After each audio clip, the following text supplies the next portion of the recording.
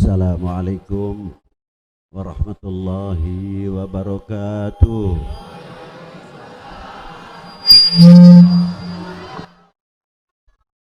Alhamdulillahil awalu bila ibtida wal akhiru bila intiha. Jami'u sifatil ulya wal izzati wal kibriya. Wassalatu wassalamu ala imami ahli sofai wal wafa, qutbil anbiya wal awliya, sayyidina wa maulana Muhammadin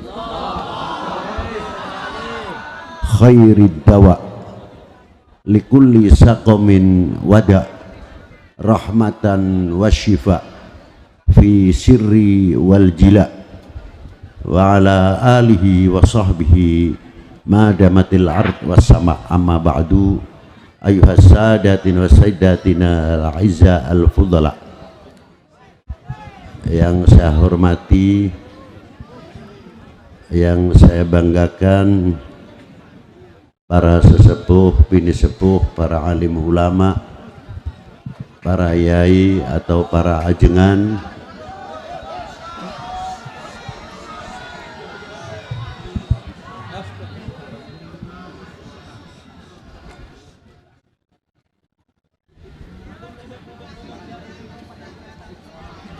khususnya akhina fillah, Tubagus Entus, Tubagus Yusuf,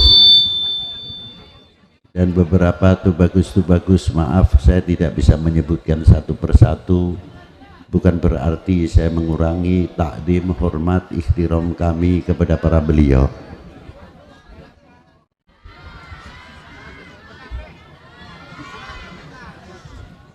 Juga yang saya hormati bapak-bapak dari Forkominda,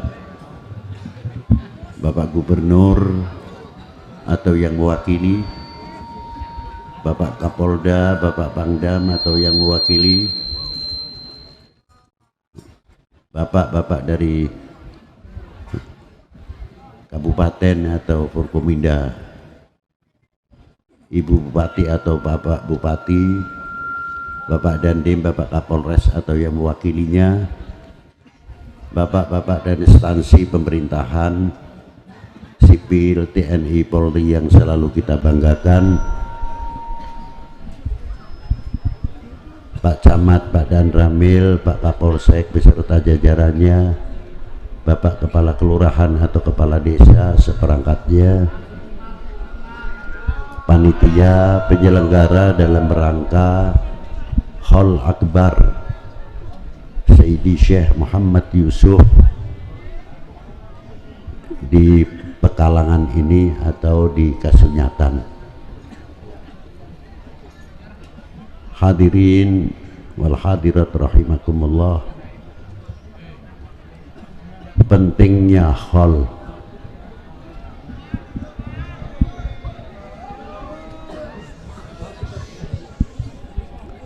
pentingnya hall adalah akan menguak sejarah berlian-berlian atau intan-intan terpendam yang mungkin sebagian sekarang ini banyak melupakan. Atas perjuangan-perjuangan, tidak cukup dari perjuangan beliau saja, akhlak, adab beliau dan ilmu beliau dan kedudukan beliau indallahi a'la. Bila mana sudah tidak ada khol, bisa saja kita ini keparmen obor, cek Sunda mah keparmen obor, Jawa kepaten obor. Maka dina ayana khol dina malam iya sesarengan henteu sanes ngalap barokahna para alim ulama, para leluhur simkuring sedayana anu parantos keparingan barokah ti Allah Ta'ala sebab turunan rahmah kersa mitutur atau menceritakan para sesepuh-sesepuh anu mulia linggihna di hadapan Allah Subhanahu wa Ta'ala. Dzikrus salihin tanzilur rahmah, sabdana jeung Nabi sallallahu alaihi wasallam. Orang yang mau menceritakan riwayat hidupnya para salihin itu jadi sebab turunnya rahmah. Kalau sebab turunnya rahmah pasti akan mendapatkan barokah. Yang sangat dikhawatirkan karena orang-orang sebagian itu tidak tahu dan tidak mengenal al-ulama atau para wali, bahkan terkadang menjauh dari para sesepuh, dari para alim ulama.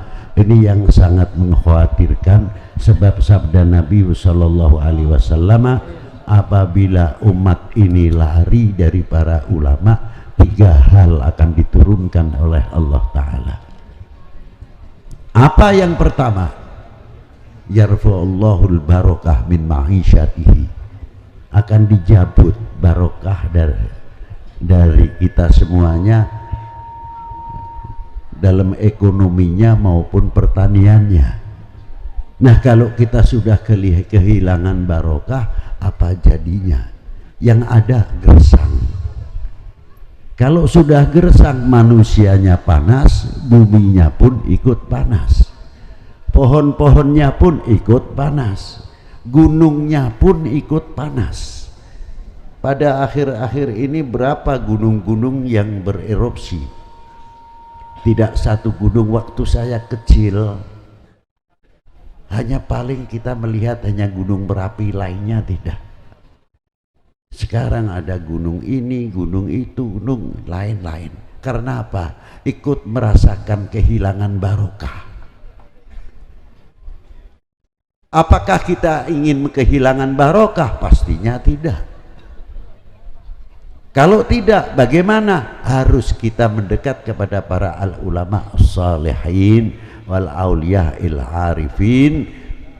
Dan semakin dekat kita kepada para beliau-beliau, apalagi kita tahu riwayat hidupnya para beliau. Banten ini Masya Allah luar biasa. Di sini ini sebenarnya gudangnya ulama.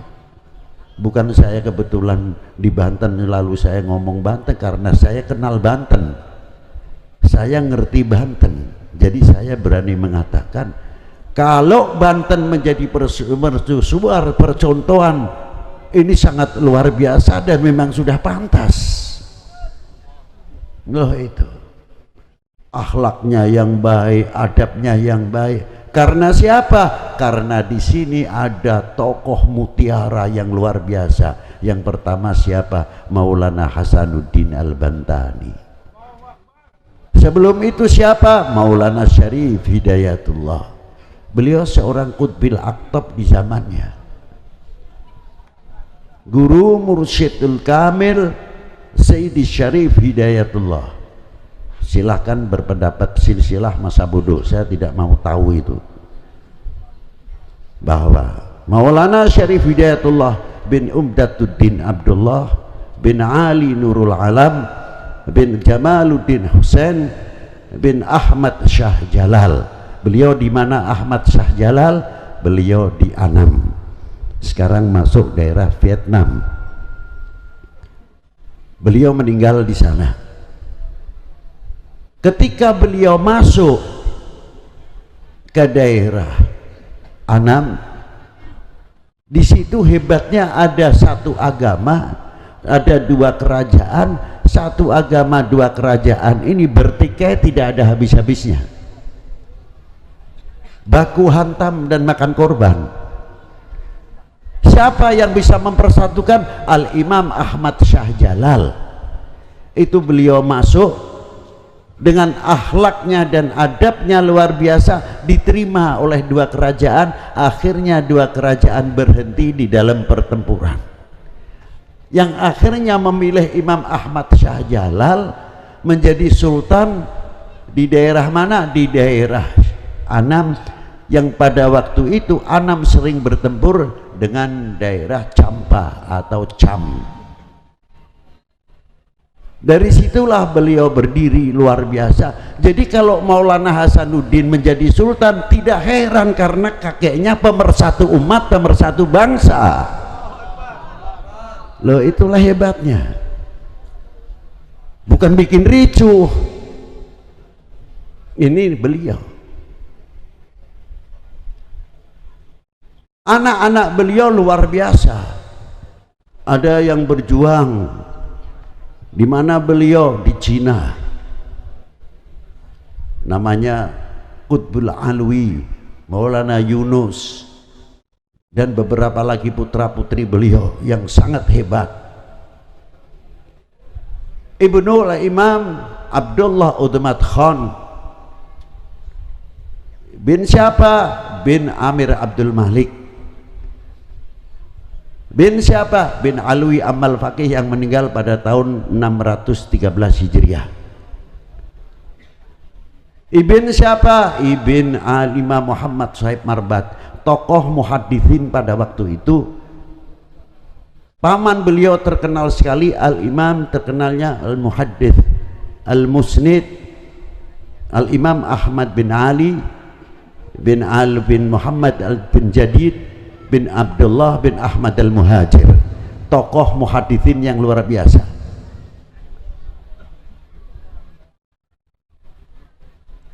Al-Imam Muhammad Sahib Marbat bin Ali Khaliq Qasam diterangkan di dalam kitab Masyru'ur Rawi, apabila beliau mengucapkan assalamu alayka ayuhan nabiyyu wa rahmatullahi wa barakatuh, langsung dijawab oleh datuknya Rasulullah sallallahu alaihi wasallam. Bin Ali Khaliq Qasam bin Alwi bin Muhammad bin Alwi bin Abdullah bin Ahmad Al-Muhajir bin Isa An-Naqib bin Muhammad An-Naqib bin Ali Al-Uraidi bin Ja'far As-Sadiq bin Muhammad Al-Bakir. Muhammad Al-Bakir ibu Muhammad Ja'far As-Sadiq bin Muhammad Al-Bakir, ibunya Sayyidah Farwah bintil Qasim bin Muhammad bin Abi Bakrin Siddiq. Jadi Maulana Yusuf maupun Maulana Hasanuddin cucu Imam Ali bin Abi Thalib, cucu baginda Nabi sallallahu alaihi wasallam, cucu Sayyidah Fatimah Zahra, cucu Sayyidina Imam Abi Bakrin Siddiq. Jelas? Jelas? Itu aja. Itu nasab. Adapun ada yang pendapat begini, masa bodoh, kita tidak mau tahu itu. Sebodoh lah. Dan saya tidak mau mengurusi. Itu aja. Paham kan? Nah, itulah satu contoh. Ketika beliau masuk ke Indonesia, bukan sekadar beliau hanya tahu ilmu agama saja, beliau seorang ekonom. Semua wali sembilan, ahli ekonomi, ahli pertanian, ahli kedokteran, ahli obat-obatan. Bukan masuk ke Indonesia adu kesakten, bukan. Senjata yang paling ampuh pada waktu itu di dalam dakwatul Islam, akhlakul karimah. Itu yang paling ampuh diantaranya.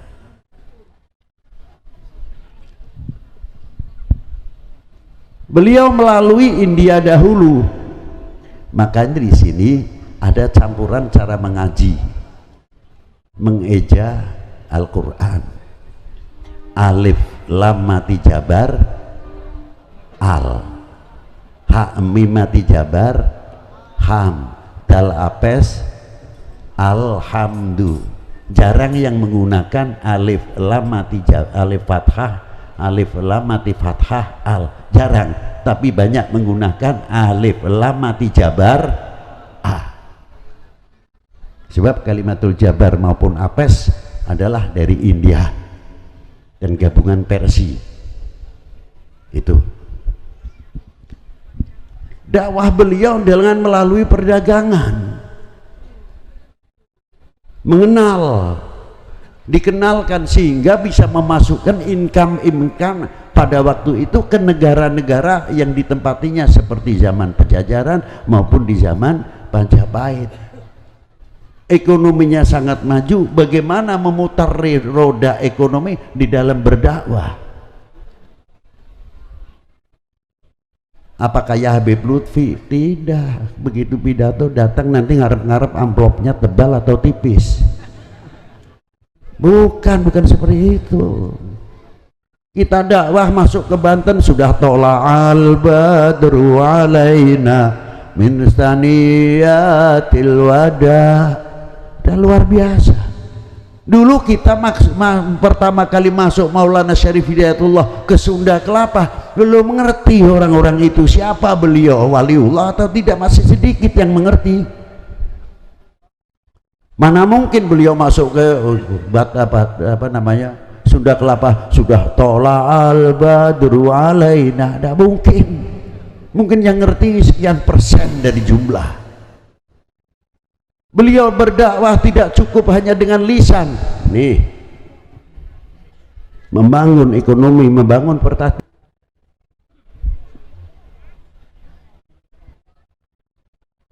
Income berapa yang masuk ke kerajaan-kerajaan pada waktu itu luar biasa. Maka beliau-beliau dilindungi oleh kerajaan-kerajaan pada waktu itu. Di samping satu sisi tahu akhlaknya para beliau luar biasa. Di dalam kitab Babat Tanah Jawa, Al-Malik Ibrahim diangkat oleh Brawijaya menjadi Menteri Ekonomi dan Menteri Irigasi. Yang ngangkat agamanya apa? Yang diangkat agamanya apa? Kok bisa itu loh? Itu hebatnya. Ayahnya Sunan Ampel, Ibrahim Asmarokondi, diangkat menjadi Menteri Keuangan, mendapatkan kepercayaan yang luar biasa. Lah itu. Dari situlah perkembangan dunia Islam. Karena apa? Para beliau mempelajari datuknya baginda Nabi sallallahu alaihi wa alihi wasallam. Apa diantaranya? Sebentar lagi kita akan menghadapi tahun Hijrah 1 Muharram. Mengapa Rasulullah dihijrahkan ke Madinah, Yathrib pada waktu itu? Kok tidak dihijrahkan semenanjung Arabia yang culture atau kulturnya sudah maju? Kok tidak? Justru dihijrahkan ke Yathrib. Ada apa sebetulnya? Ternyata Yathrib sudah 3000 tahun yang lalu sebelum Masehi, wakila 500 tahun sebelum Masehi, pintu perdagangan sudah dibuka ke timur jauh, negara Cina. Maka hubungan perdagangan tersebut disebut Jalan Sutra, karena dari negeri timur jauh mengirimkan sutra-sutra, pakaian-pakaian, bahan-bahan. Maka tepat sekali kalau pada waktu itu ada perintah untuk muslimah untuk menggunakan jilbab. Kalau kita dipikir secara logika, apa iya pada waktu itu pakaian masih terbatas kok diperintahkan pakai jilbab? Setidak sekali-kali Allah Ta'ala memerintahkan, pasti sudah ada bahannya. Ya diantaranya apa? Jalan Sutra itu tadi, dari negeri timur jauh yang barter dengan Timur Tengah, mengirimkan bahan-bahan pakaian dari Timur Tengah, mengirimkan kedokteran, ilmu obat-obatan dan lain sebagainya. Itu asal usul.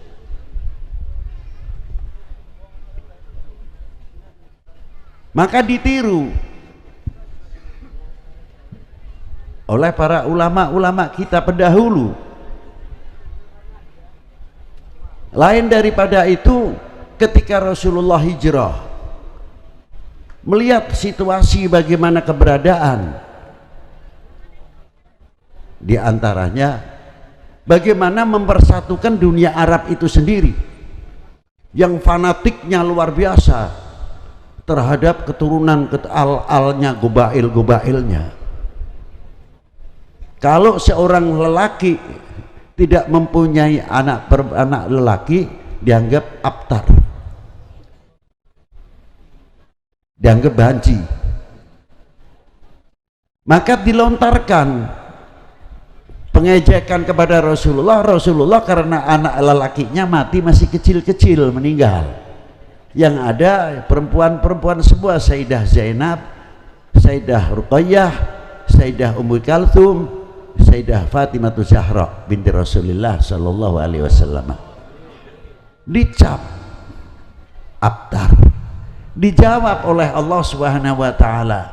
Maka dari sinilah mengapa Rasulullah diturunkan keturunannya dari perempuan untuk menjawab dunia Arab. Ayatnya diturunkan apa? Inna a'tainakal kautsar fasholli li rabbika wanhar. Jadi siapa yang abtar? Orang yang mengatakan Rasulullah abtar, mereka sendirilah orang abtar. Artinya yang banci. Satu. Yang kedua, ada yang namanya di Madinah terkenal dengan, bukan deklarasi Madinah, apa namanya itu sendiri, piagam Madinah. Diangkat oleh Rasulullah kelompok-kelompok Yahudi, orang Arab yang suku-suku yang luar biasa, diuangkan oleh Rasulullah, diberi bagian-bagian masing-masing hak-haknya. Jadi kalau kita berkata toleransi, tertinggal oleh baginda Nabi SAW, lebih didahului oleh Nabi SAW. Karena apa? Mengingat pada waktu itu dunia Arab suku bangsa yang berbeda, macam-macam, dan agama yang berbeda. Bagaimana supaya dunia Arab tidak pecah? Itu secara kenegaraan, secara kebangsaan. Rasulullah sudah memberikan contoh pada waktu itu. Adapun risalahnya berbeda. Risalah bukan untuk bangsa Arab saja, risalah untuk rahmatan lil alamin. Itu hebatnya. Maka ditiru oleh para wali 9, para kakek-kakeknya yang masuk ke negara manapun dengan perjuangan, dengan menjalankan sektor ekonominya, pertaniannya sesuai bidang masing-masing.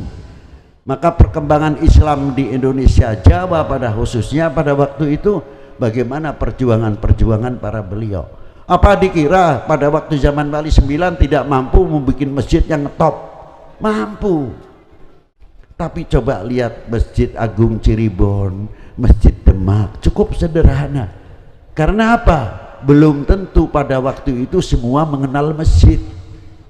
Dibikin pola sederhana, lain daripada itu sisanya yang lebih penting membangun sektor ekonomi, bagaimana yang masyarakat kecil, masyarakat yang ekonominya masih kecil diperhatikan oleh Wali 9, dihidupkan oleh para beliau sehingga ekonominya maju pada waktu itu. Itu dakwah beliau radhiyallahu taala anhum. Lain lagi yang ilmu obat-obatan, ilmu ketobiban dan lain-lainnya. Lalu ilmu pertanian bagaimana lagi? Beliau dengan dakwah cara begitulah yang menarik sekali, sehingga orang yang tidak tahu ilmu kesehatan, kalau Habib Lutfi dakwah sudah enak, melihat ibu-ibu sudah berjilbab luar biasa. Coba wali-wali 9 dahulu, apakah kita masuk ke Indonesia sudah ngerti jilbab? Yang dihadapin macam-macam. Ada yang dari pusat ke atas masih terbuka, kalau toh ada masih terbatas cara pakaiannya, belum yang mengerti wudhu, belum mengerti yang haid harus sesuci dan sebagainya. Inilah kesabaran yang dirintis oleh para beliau, sangat luar biasa. Kita ini sekarang tinggal nemu nikmatnya saja, tinggal meniru. Itulah diantara para beliau-beliau.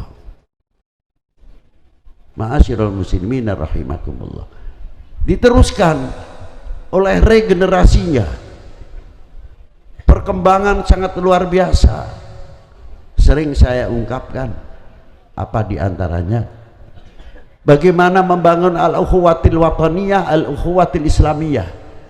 Makanya kalau Habib Lutfi ditanya, Bib, istimewaannya ziarah wali 9 itu apa? Kalau saya jawabnya bingung. Jadi saya jawab malu. Istimewanya ziarah wali 9 malu. Loh, bukan barokah, terlalu tinggi. Karomah apa lagi? Malunya sebab apa, Habib? Coba kita buktikan sekarang. Ini toko-toko begini udah ramai. Di Maulana Hasanuddin Banten ramai toko-toko sehingga menjadi pasar. Seandainya di situ tidak ada Maulana Hasanuddin, kira-kiranya ramai tidak? Ramai tidak? Di sini supaya tidak ada Maulana Yusuf, ada enggak toko-toko seperti begini? Di luar Batang, di Gunung Jati, kalau tidak ada Syarif Hidayatullah, di situ ramai tidak? Kita mau jualan sama kuburan, bisa disangka orang gelo nanti. Nah, ini bukti yang nyata. Jadi kalau kita pikir orang yang sudah wafat, Maulana Hasanuddin meninggal pada tahun 1570, beda pendapat silahkan. Maulana Yusuf meninggal 1580, Maulana Syarif Hidayatullah meninggal 1568, terpaut 2 tahun dengan Maulana Hasanuddin Banten. Berarti kalau sampai sekarang sudah 400 tahun yang lalu. Masih mampu menciptakan ekonomi kerakyatan, perdagangan hidup dari yang kecil sampai yang besar. Kalau tidak sebab Maulana Hasanuddin Banten, tidak sebab Maulana Yusuf, apalagi kakeknya Maulana Syarif Hidayatullah, mestinya kita malu kepada para beliau. Jangan khilafiyah saja dikembangkan, ribut, nanti mau pemilu 24 sendiri sudah ramai lagi, belum yang lain-lain. Talqin, tahlil, maulud, manakib tidak ada habisnya. Negara lain sudah membangun segala kekuatan senjatanya sampai dalam bidang pertaniannya, ekonominya. Kita terkadang kehilangan. Loh, kok kehilangan, Bib? Iya. Kehilangan apanya, Bib? Kita, negara kita itu subur, agraris, maritim. Di sini yang tidak bisa ditanam itu apa? Kurma saja yang di Timur Tengah di sini tumbuh kok. Tinggal kita bagaimana caranya berbuah. Tapi anehnya kurang rasa memiliki, kurang merasa membanggakan. Mestinya kalau jambu ditanya, jambu apa ini, Bib? Jambu Indonesia, bukan Bangkok. Katanya ekonomi ingin maju. Ingin maju tidak? Kalau ingin maju, balik kita. Jambu Indo, mau keluaran jambu Banten boleh, mau jambu Lampung boleh, mau jambu Serang, Lebak silahkan. Itu kebanggaan dan spesifik kita miliki dari Allah Subhanahu wa Ta'ala. Jambu Indo, kurang keras, jambu Indo harus begitu dong. Bangga tidak? Sampai tekan lele Bangkok.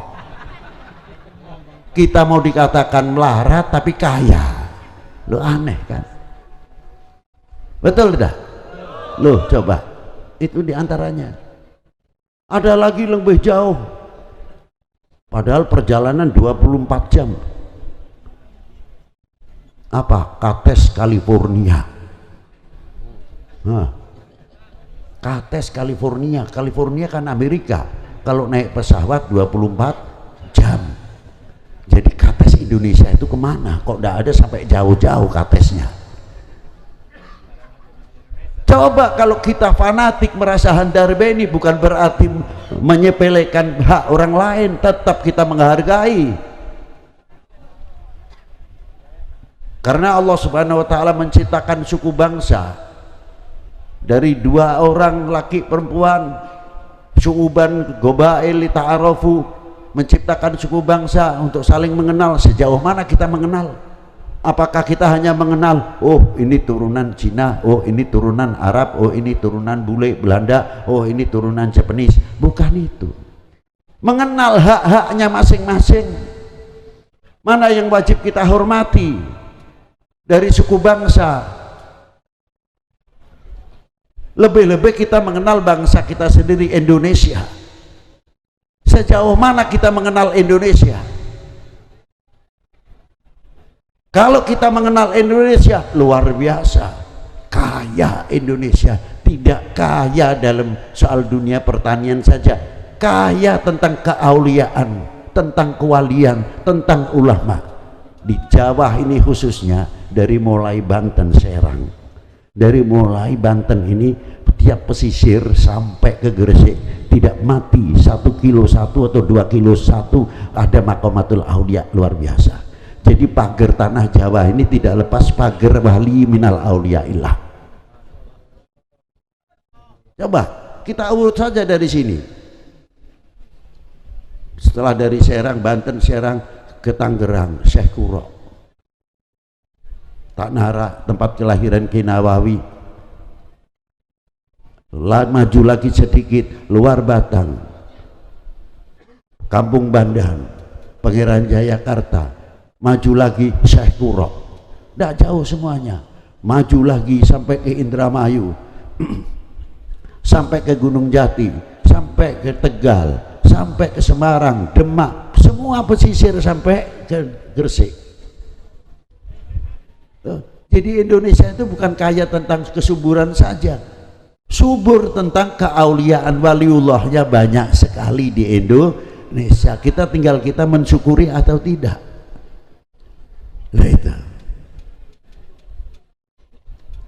Dan aulia-aulia tersebut, sekali lagi saya sebut, masih bisa mampu membuat ekonomi kerakyatan. Coba kalau kita fanatik terhadap apa yang tumbuh dari Indonesia, dari buah-buahan sampai pare dan sebagainya, ekonomi kita akan semakin baik, karena kita fanatik ke Indonesiananya.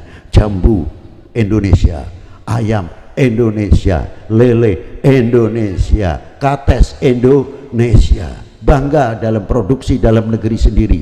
Nih buatan batik Pekalongan atau Trusmi Cirebon, nih sarung daerah Majalaya, nih BHS punya mana, punya Gresik dan sebagainya. Kebanggaan. Sebelum memberikan keuntungan kepada orang lain, bagaimana cara memberikan keuntungan untuk bangsa sendiri? Insya Allah ekonomi Indonesia tidak sampai 50 tahun akan tertanggulangi dengan baik, dan kita akan mencapai kemakmuran dalam bidang ekonomi dan pertanian. Nah, itulah. Yang kedua, beliau bisa menyatukan umat. Kalau tidak percaya, sana ke Syarif Hidayatullah tuh lihat. Separuh untuk muslim, separuh untuk non muslim. Yang non muslim dengan kepercayaannya masing-masing. Tidak ada yang ribut, yang pakai menyan yang besar. Itu tulung menyannya jangan besar-besar, selepek ini hidung saya. Yang satu lilin lagi pakai, tidak ada yang ribut. Yang kita sebelah golongan kita muslim, tahlilnya macam-macam. Ya, ada yang keras, ada yang berat. Yang satu lagi la ilaha illallah, la ilaha illallah. Yang belakang tidak mau terima, illallah, la ilaha illallah, la ilaha illallah. Yang belakang lagi ngebut, illallah, la illallah, la illallah. Tidak ada yang pasrah, adem. Yang baca ya latifu ya latifu ya latif sallallahu ala Muhammad sallallahu ala Muhammad, rombongan perombongan dari tempat yang satu. Kok tidak ada yang mengatakan kamu tahlilnya jangan berat-berat tuh, lah sesek, dada saya sesek nih ya. Ada lagi yang ini sedang ribut sendiri, Tahlil seperti saya saja ringan. La ilaha illallah, la ilaha illallah. Saya mantepnya begini Pak, ongkong wae sampean mas sampean. Kan gitu kan. Nah ini ndak ribut sendiri. Ini sedang ribut, yang satu yang agak ngebut matanya kiri kanan. Illallah, la ilaha illallah. Nah, ini luar biasa. Coba. Kok tidak ada yang ribut? Berarti orang yang sudah meninggal sekian ratus tahun bisa mempersatukan umat, bisa mempersatukan bangsa. Kita bisa apa? Kalau tidak melihat umat ini ribut, bangsa ini ribut, kayak kagak seneng. Apa begitu? Tidak, itu perjuangan Wali Sembilan tidak begitu. Coba, semua berkiblat meniru baginda Nabi sallallahu alaihi wasallam. Apalagi pada waktu Rasulullah memasukkan Hajar Aswad. Aduh, suku bangsa Arab pada waktu itu fanatik terhadap gobailnya, jangan tanya. Ini berebut, bani ini, bani ini, bani ini. Wih. Akhirnya sepakat, hampir saja pertumpahan darah. Akhirnya sepakat, barang siapa yang masuk ke Masjidil Haram subuh pertama masih jejaka, nah itulah yang terpilih untuk bisa memasukkan Hajar Aswad. Ternyata yang masuk baginda Nabi sallallahu alaihi wasallam. Digelar sorbannya, tidak ego. Nih, saya paling benar, enggak. Saya paling pinter, tidak. Digelar sorbannya, Hajar Aswadnya taruh di tengah, yang lain. Padahal yang lain mengangkat Hajar Aswad belum tentu muslim. Pada waktu itu Rasulullah masih umur 23, belum diangkat menjadi Rasul. Dipersatukan oleh Rasulullah Shallallahu Alaihi Wasallam, diangkat bareng-bareng, baru Rasulullah mengangkat, sampai Rasulullah mendapat gelar apa? Al-Amin, orang yang dipercaya. Nah kita tanya, kemana Al-Amin, Al-Amin sekarang? Siapa yang bisa mempersatukan umat ini? Siapa yang bisa mempersatukan bangsa ini? Siapa yang menjadi perekat umat, perekat bangsa? Indonesia ini sangat luar biasa kemakmurannya. Kalau perawan ini banyak yang ngincer, kalau Jaka yang ganteng banyak yang ngincer kepada Indonesia. Jangan dikira tidak, karena suburnya, makmurnya luar biasa. Bapak-bapak kita bagaimana memperjuangkan dari mulai Aceh sampai zaman Wali Sembilan menghadapi Portugis dan lain-lainnya. Terus zaman Kanjeng Sultan Agung, Ki Ageng Tirtayasa mengikuti jejak Maulana Yusuf, Maulana Hasanuddin Banten, berjuang untuk negaranya. Kita ini tinggal enaknya saja. Kayak tumpeng itu sudah di meja, mengapa kita tuh terus saja apa namanya tukaran atau congrah sendiri? Tinggal makan, ngemplok, mencukuri. Maka ketika saya makan bareng sama guru saya itu saya melihat guru saya, satu butir nasi diambil. Saya pikir kok hebat betul. Dan kalau mau makan pakaiannya rapi, walaupun tidak harus baru. Kopiahnya juga rapi, luar biasa. Lama-lama saya tanya,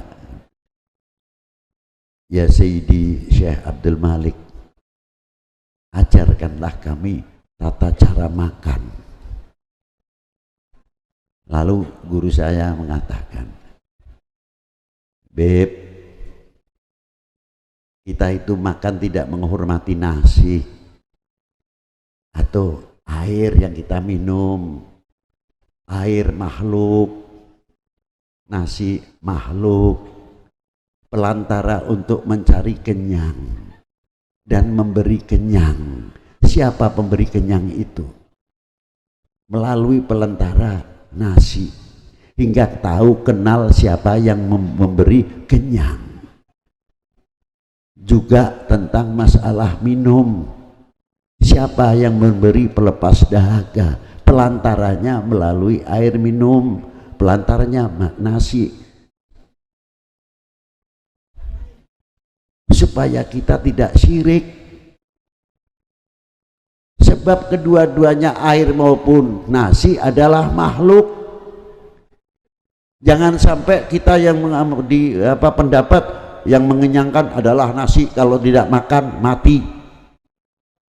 Nah, inilah dikenalkan oleh guru saya kalau makan berpakaian begini Habib, saya menghormati kepada pemberi rezeki. Loh, adab itu. Makan saja pakai akhlak, menghormati. Kalau satu butir saya ambil selagi tidak madorot, walaupun pari saya baru panen, ini jangan sampai kibir hati saya. Apa? Kok satu butir nasi saja kok diambil, kan baru panen. Kita punya uang, mau beli 1 kintal cukup kok. Ngurusi 1 butir nasi. Bukan itu, 1 butir nasi, jangankan lagi 1 butir nasi. 1/10 1 butir nasi saja kita tidak bisa membuat, tidak bisa menciptakan. Yang menciptakan siapa? Huwallah. Siapa? Huwallah. Kita hormat tidak kepada yang menciptakan, hormat, ambil. Kalau itu menyebabkan madorot, sisihkan, biar mungkin jadi rezekinya ayam atau siapa. Begitu jauh kiai-kiai sepuh kita cara makan saja pakai akhlak wal adab. Coba. Bukan itu saja Habib, 1 butir nasi ini berapa ratus tangan yang ikut andil. Sebelumnya sawah, berapa yang mencangkul, berapa yang mulai tebar, setelah itu tandur tanam, setelah itu matun, merabuk dan lain sebagainya sampai tumbuh padi.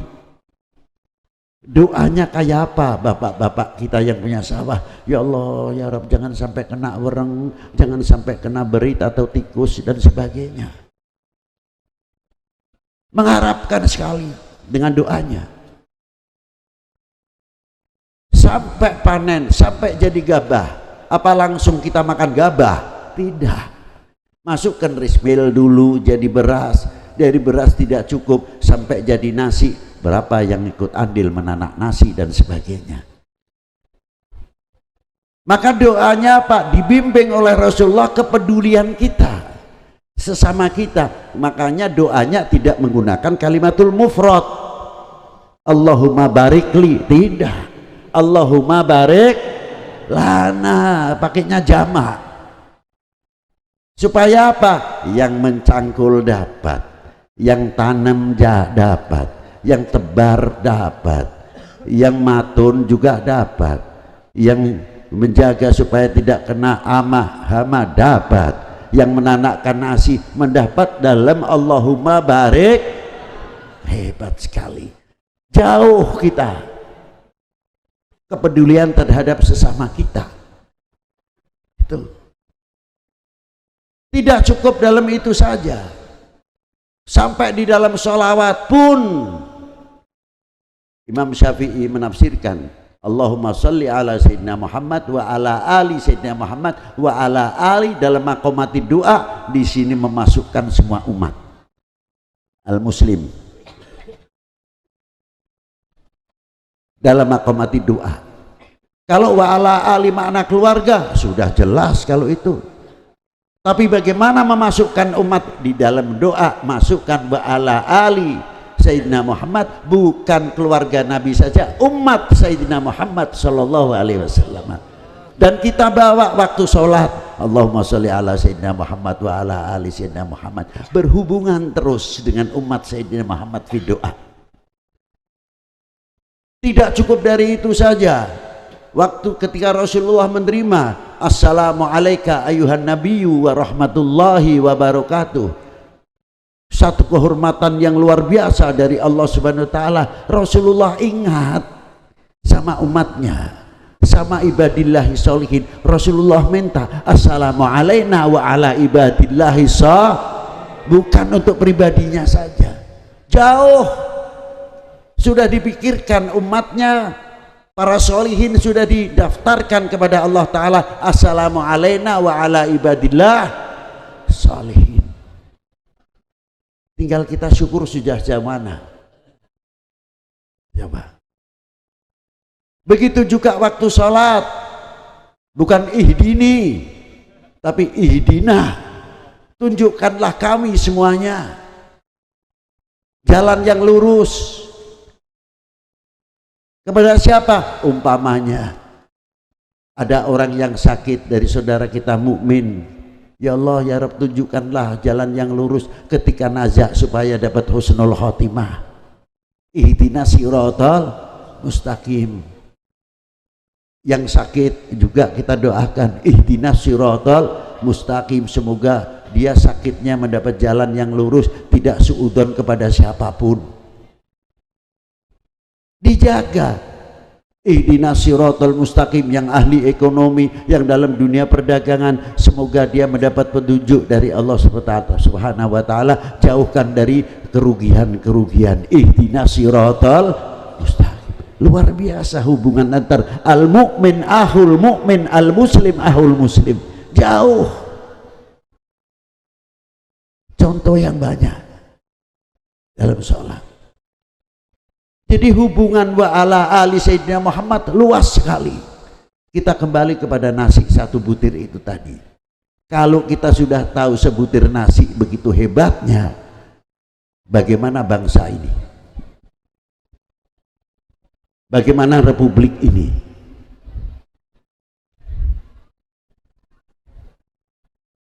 Bagaimana? Nilai sebutir nasi saja tidak cukup satu tangan. Berapa yang andil ikut memerdekakan bangsa ini, memerdekakan dari belenggu penjajah dan kebodohan. Dari Maulana Syarif Hidayatullah di Sunda Kelapa, bagaimana berhadapan dengan Portugis, dibantu oleh Patih Banten yang luar biasa untuk memerdekakan dari tekanan Portugis. Tidak cukup itu saja, pada waktu di Gilindrawardana di Majapahit dahulu, perjuangannya kayak apa beliau-beliau? Coba. Terus diturunkan kepada regenerasinya. Setiap wali 9 mempunyai keturunan, diteruskan oleh keturunan-keturunannya dan para muridnya.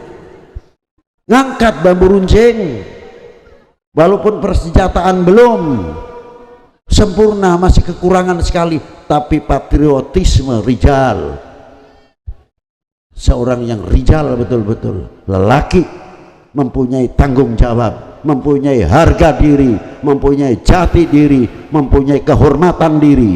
Maka para ulama pada waktu itu bangkit. Indonesia tidak harus dijajah, tidak bisa dijajah. Karena apa? Mempunyai harga diri, mempunyai jati. Itu yang terkandung dalam merah putih, sekalipun tidak tertera satu huruf pun, tapi di dalam merah putih mempunyai kandungan kehormatan bangsa, harga diri bangsa, jati diri bangsa. Tegaknya merah putih berdarah, bukan berhadiah. Betul? Ribut daya saeb-saeb. Nah, ayo, bangsa lain sudah maju ekonominya, pertaniannya, persenjataannya, masih harewos kene.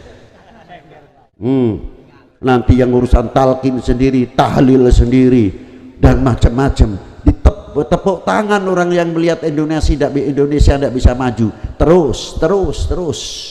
Ayo. Wahai bangsaku yang kubanggakan, relakah negerimu terpecah belah? Melempem jawaban sampean. Tunjukkan jati diri kalian. Wahai bangsaku yang kubanggakan, relakah negerimu terpecah belah? Kayak apa kalau Maulana Yusuf mendengar, Maulana Hasanuddin mendengar, itulah wargaku, itulah bangsaku, itulah umatku, bahagianya kayak apa? Kalau kita melihat pecah belah, nangis para beliau dalam kuburnya. Apakah kita mau menjadi umat yang mengecewakan para beliau? Itulah malu rasanya, ribut terus. Ma'asyiral muslimin rahimakumullah. Begitulah.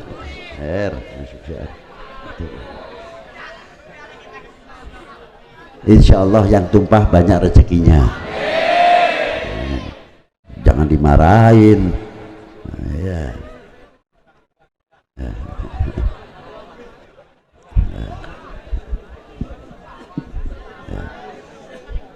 Terus ya. Nah, itulah diantara perjuangan para beliau. Kita tinggal menerima nikmatnya, tinggal menerima nikmatnya. Coba, maka dari itu ayolah kita yang akrab, yang rukun, yang kompak, kita jalin, rapatkan jajaran kita. Jangan memberikan kesempatan untuk oknum-oknum orang lain yang akan memecah belah bangsa ini, sehingga NKRI mudah digoyahkan. Rela atau tidak kalau NKRI digoyahkan? Tidak rela dong. Mestinya jawab kita tidak rela. Nah itulah, jangan memberikan kesempatan. Maka dengan adanya hal, kita termasuk bagian daripada meneruskan apa manaqib beliau yang ditinggalkan untuk kita semua, supaya kita bisa bercermin kepada para beliau. Dalam kuburnya pun sekali lagi masih bisa mempersatukan umat, masih bisa mempersatukan bangsa. Prinsip harus dipegang untuk kita semuanya. Jangan sampai kita ini menjadi umat yang memalukan para beliau. Itu yang penting, paham? Jangan sampai kita ini memalukan para beliau di dalam bakanya. Beliau bertanggung jawab untuk kita semuanya. Jangan dikira tidak. Termasuk saya. Jangan dikira kalau kita duduk di podium ini seolah-olah kita lepas. Paling benar kita sendiri. Seolah-olah kita mengeluarkan hadis dalil, seolah-olah kita tidak terlibat atau tidak terkait di dalam hadis atau ayat itu sendiri. Termasuk Habib Lutfi pertama kali yang nanti akan dituntut oleh Allah Ta'ala di hadapan Allah. Apakah kamu bisa mengucapkan demikian terhadap di Banten? Apakah kamu melakukan itu atau tidak? Atau menjadi biang kerok pecah belah? Dituntut oleh Allah Subhanahu wa Ta'ala. Jangan dikira tidak. Berat jadi kiai, kalau lihat amplopnya sih tidak.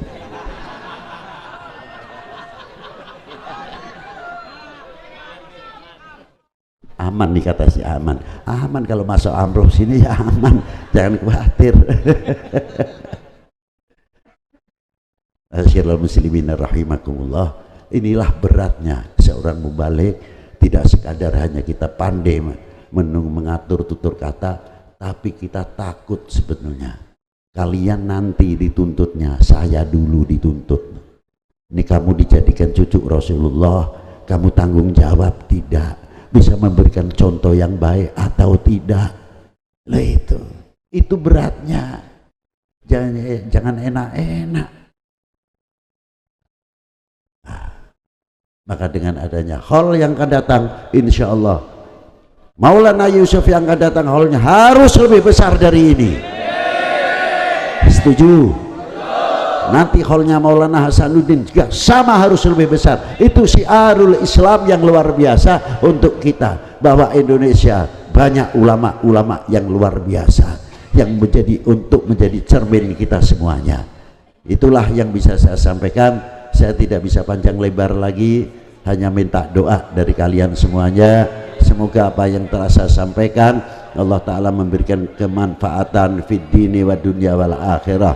Dan saya minta kepada Allah Subhanahu wa Ta'ala, khususnya yang hadir pada malam haul hari ini, semoga mendapat barokah dari Rasulullah, diaku menjadi umatnya Rasulullah Sallallahu Alaihi Wasallam, dan mendapat syafaatnya Rasulullah Sallallahu Alaihi Wasallam dengan pelantara Maulana Yusuf, dari pelantara Maulana Hasanuddin Al-Bantani, dari pelantara Masih Bangku Bumi, dari pelantara Abdul Mafakhir, dari pelantara Abdul Ma'ali, dari pelantara kakek-kakek para beliau, Nujumul Huda wa Masabihid Dalam. Kurang lebihnya demikian. Walafu minkum. Wassalamualaikum warahmatullahi wabarakatuh. Ini saya disuruh jadi pemborong ini oleh Ketua Bagus Yusuf ini. Sudah khutbah suruh doa lagi.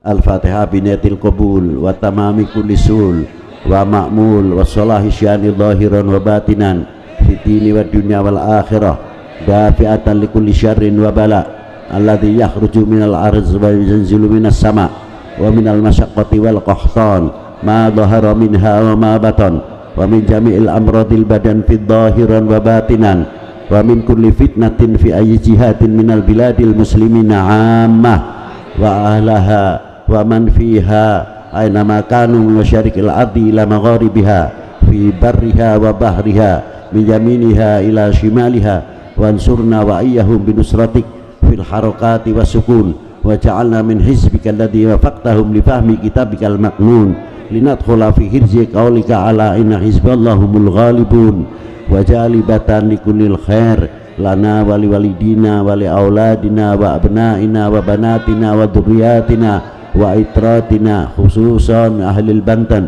wa khususan umumnya aman ahli Indonesia wa baladana Indonesia khassah wansurna wa iyyahum wa lana antunawira qulubana wa qawalibana binurillah binuri sayyidina Muhammad sallallahu alaihi wasallam wa binuril Qur'anil azim wa binuril Qur'an dimahdina bihudak. Ya Allah, ya Allah, ya Allah, ya Allah, ya Hafid, ya Nur, ya Hadi, ya Haqqu, ya Mubin. Allahumma hdina bihudak, Allahumma bihudak, ihdina ala siratal mustaqim, siratal ladzina an'amta alaihim minan nabiyyin wasiddiqin wasyuhada wassalihin. Wa barik lana fi umurina wa fi rizqina wa auladina wa ja'alhum min ibadika salihin ma'al huda wat tuqa wal afaf wal maut ala dinil Islam wal iman bila mihnatin wala imtihan bifadli sayyidi waladi adnan wa ala kulli niyatin jami'atin salihatin wa ziyadatan wa mahabbatan bi syarafil habib sayyidina maulana Muhammad sallallahu alaihi wasallam wa bijahi sayyidina al-imam maulana syarif hidayatullah wal imam Ahmad rahmatillah wa sayyid Ibrahim at-Tubani sayyid Hashim Derajat wa sayyid Ali Zainal Abidin Damak wa sayyid Ja'far Shadiq sayyid Kudus sayyid Umar Said sayyid Muryo wa Sayyid Abdul Rahman Syahid Sunan Kalijogo wa Sultan Abdul Fattah wa Sayyidi Syekh Ja'far Shadiq Sayyid Kudus wa Sayyidina Imam Maulana Syarif Hidayatullah wa Sayyidatul Kafi wa Sayyidina Imam Maulana Hasanuddin Al-Bantani wa Maulana Yusuf wa Lunaki Ageng Tirtayoso wa ikhwanihim wa auladihim wa abnaihim wa bibintihim wa dzurriyyatihim. Al-Fatihah.